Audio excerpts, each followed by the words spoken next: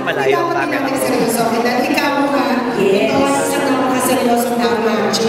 At nakakatuwa yun, Miss Hayahay, dahil sa panahon ngayon, na grabe na ang teknolohiya, lahat pwede mo lang mabili, mabasa sa computer. Napakaganda rin ang umibili pa rin ng libro ang mga tao. Yes, tama yan. Lalo na isang magandang libro na ito. Pero di ba sabi mo dapat natin seryosohin? PM, ang isa pang manananggal, then personito, seseryosohin natin. Ang isang bakla, impersonator, na manananggal. Nasa seryosohin ba natin yan? Tingnan natin kung ano pa ang kaya niyang gawin, bakit natin siya kailangan bigyan ng atensyon. At bakit natin siya kailangan seryosohin. Yan ang mati-discover natin tonight. Bakit kumakad ang likod ko? Bakit? Parang nabibiyang ang tiyan ko. Parang nasusuka ako. Ganito ba ang nagbubuntis lalo na kung wala kang matres? Yak! Ang tsaka! Napatingin ako sa tiyan ko. Hati! Yak! Mas tsaka! Ano nang namumula ang mga parang apoy ang mata ko at naninigas ang buhok ko parang mas tingin kita.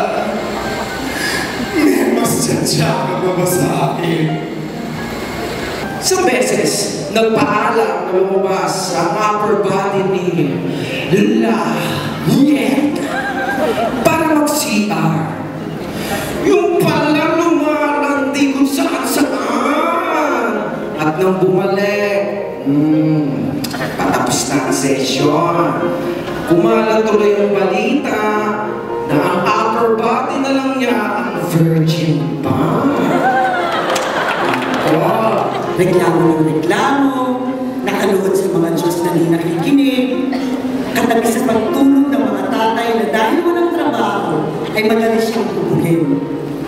Mga kapatid na babaladra na at ihilata sa sala para ubusin ang kanyang pinagtagulang pera. Mga boyfriend na hindi naman totoong nag-exist. Sino ka?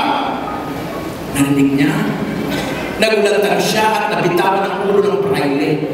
Gumulong tuloy ito sa lupa at gusto ng kainin ng asong kali. Ate-ate, bakit may Tuesday? Bakit minsan wala akong kilay?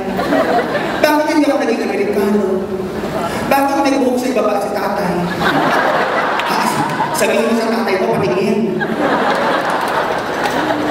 Ilan ang notebook sa buong mundo? Sino ang naka-invento ng lima? Pag nainis ako, turuin ko mag-split eh. Hindi pa pala tapos. Biglang bumaling sa akin, sabay tanong, ate-ate, bakit may bakla? Hati lang naman tayo at may papa. Pero kapareho lang natin sila. At maganda ka? Ay! Tingnan mo naman sa Philippines na maski saan ka pumunta ay hindi ka safe. Dahil malamang gobyerno.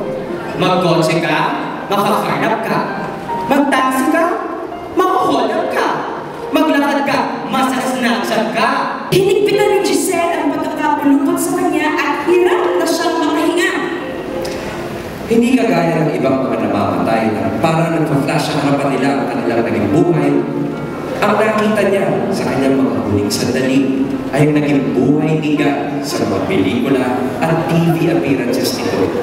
Maraming salamat sa inyo